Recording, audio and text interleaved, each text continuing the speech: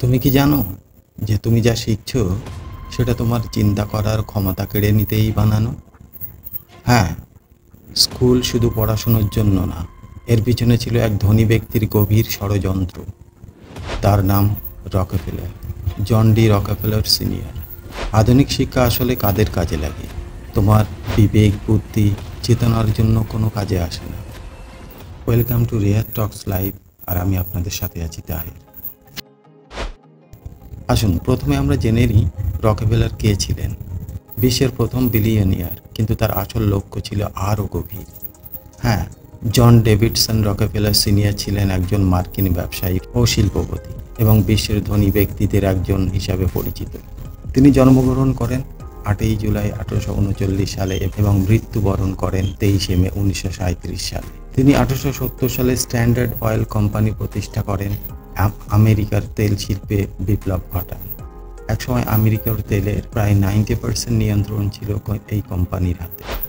তার ব্যবসায়িক কৌশল যেমন একচেটিয়া নিয়ন্ত্রণ, প্রতিযোগীকে কিনে নেওয়া এবং দামে প্রভাব বিস্তার, তেমনিভাবে সমালোচিত এবং প্রশংসিত দুটোই হয়েছিল। তার গুরুত্বপূর্ণ দিকগুলো হলো, তিনিই প্রথম আধুনিক কর্পোরেট মডেলের উদ্ভাবক। স্ট্যান্ডার্ড অয়েলের মাধ্যমে তিনি কর্পোরেট একচেটিয়া শক্তির প্রতীক হয়ে ওঠেন। জীবনের শেষ ভাগে তিনি বিপুল পরিমাণ সম্পদ দান করেন শিক্ষা, স্বাস্থ্য ও বৈজ্ঞানিক গবেষণায়, যা আধুনিক ফাউন্ডেশন ও দাতব্য কাজের পথ দেখায়। তিনি ছিলেন একাধারে ধনকুবের, ব্যবসায়িক। আধুনিক শিক্ষার জন্ম 1900 সালের শুরুতে রকফেলারের জেনারেল এডুকেশন বোর্ড গঠিত হয়। কিভাবে স্কুল সিস্টেমকে বদলে দেওয়া হয়? ক্রিয়েটিভিটি নয়, আজ্ঞাবহ কর্মী তৈরির ফ্যাক্টরি। 1900 সালের শুরুতে রকফেলারদের জেনারেল এডুকেশন বোর্ড গঠিত হয়। এটির মূল উদ্দেশ্য ছিল মার্কিন যুক্তরাষ্ট্রে শিক্ষা ব্যবস্থাকে পুনর্গঠন করা। জন ডি রকফেলার সিনিয়র 1902 সালে এটি প্রতিষ্ঠা করেন এবং এতে বিপুল অর্থ অনুদান দেন। তাদের শিক্ষা ভাবনার পিছনে দৃষ্টিভঙ্গি ছিল বেশ বিতর্কিত। সাধারণভাবে এটি প্রচার করা হয়েছিল কৃষি ও সাধারণ শিক্ষার উন্নয়নের উদ্দেশ্যে, তবে বহু গবেষক ও বিশ্লেষক মনে করেন এর মাধ্যমে একটি নির্দিষ্ট ধরনের আজ্ঞাবহ সমাজ তৈরি করার চেষ্টা করা হয়েছিল, যারা প্রশ্ন না করে শুধু আদেশ পালন করবে। স্কুল সিস্টেমে কিভাবে পরিবর্তন আনা হয়েছিল?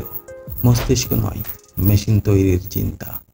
শিক্ষাকে এমনভাবে গঠন করা হয় যাতে শিক্ষার্থীরা শিল্প কারখানায় কাজ করার জন্য উপযোগী হয়।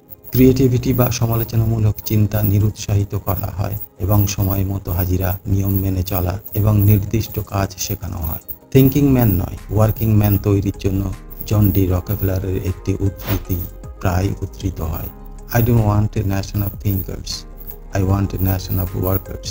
যদিও এটি বিতর্কিত প্রমাণযোগ্য নয়, তবে এর মাধ্যমে সেই সময়ের শিক্ষানীতির প্রকৃত অভিপ্রায় অনেকটাই বোঝা যায়। শিক্ষাকে কেন্দ্রীয়ভাবে নিয়ন্ত্রণের চেষ্টা। জেনারেল এডুকেশন বোর্ডের মাধ্যমে পাঠ্যসূচি, শিক্ষক প্রশিক্ষণ ও বিদ্যালয়ের লক্ষ্য স্থির করে দেওয়া হয়, ফলে স্বাধীন চিন্তা সীমিত হয়ে পড়ে। এই শিক্ষানীতি বহু বছর ধরে বিশ্বের বিভিন্ন দেশেও প্রভাব ফেলেছে, যেখানে স্কুলগুলোকে ফ্যাক্টরি মডেলে চালানো হয়, অর্থাৎ সবার জন্য এক নিয়ম, এক পাঠ্য, এক ধরনের পরীক্ষা। শিক্ষা ব্যবস্থার কাঠামো: ঘণ্টা বাজে, ক্লাস পাল্টে যায়, একে অপরের মধ্যে প্রতিযোগিতা। এসব কি উদ্দেশ্যহীন? শিশুদের শেখানো হয় কি ভাবতে হবে। একটি ছোট শিশু স্কুলে প্রথম দিন যায়, চোখে স্বপ্ন, মনে কৌতূহল আর প্রশ্নে ভরা মাথা।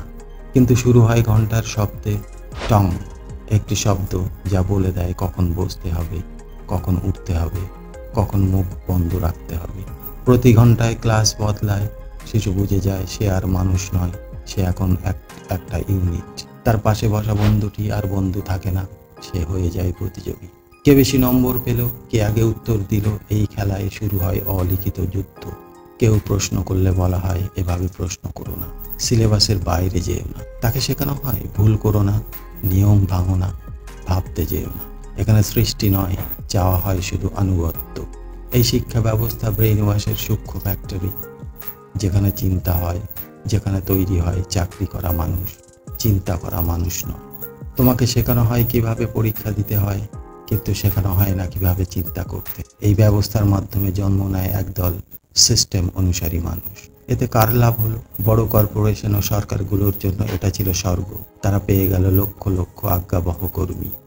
একটা গোটা জাতি তৈরি হলো, যাদের কাজ শুধু অর্ডার ফলো করা। তুমি কি নিজের মতো করে ভাবতে পারো? না যা শিখছো তাই বিশ্বাস করো? ভাবো। তুমি কি নিজে চিন্তা করো, না যা শেখানো হয় তাই মানো?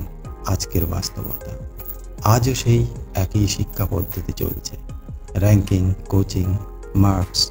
কিন্তু এই প্রতিযোগিতা তোমার জন্য না সিস্টেমের সুবিধার জন্য? শিক্ষার উদ্দেশ্য হলো কর্পোরেট ফায়দা। প্রশ্ন করো, শেখো কিভাবে ভাবতে হয়, কিভাবে প্রশ্ন তুলতে হয়, নির্ভরশীল না হয়ে স্বাধীন হও। কমেন্টে লিখো তোমার স্কুল জীবনের সবচেয়ে অদ্ভুত নিয়ম কোনটা ছিল। আর যদি এমন আরও কন্টেন্ট দেখতে চাও তাহলে কমেন্টে জানাও। সবশেষে বলি, সারা বিশ্বের বিভিন্ন দেশের পাঠ্যপুস্তকে যে সমস্ত বিষয়বস্তুগুলো পড়ানো হয় সেগুলো কোথা থেকে আসে আমরা কি জানি? কোনোদিন ভেবে দেখেছি? আমরা কোনোদিন ভেবে দেখিনি। তো ইনশাল্লাহ আগামী ভিডিওতে আমি এই বিষয়ে বিস্তারিত তথ্যসহ প্রমাণসহ আলোচনা করব। আশা করি আজকের ভিডিও থেকে নতুন কোনো তথ্য পেলেন। আজ তাহলে এখানেই শেষ করছি। আপনারা সবাই ভালো থাকবেন, সুস্থ থাকবেন, আর হ্যাঁ, সাবধানে থাকবেন। Thanks for watching this video. Allah Hafiz.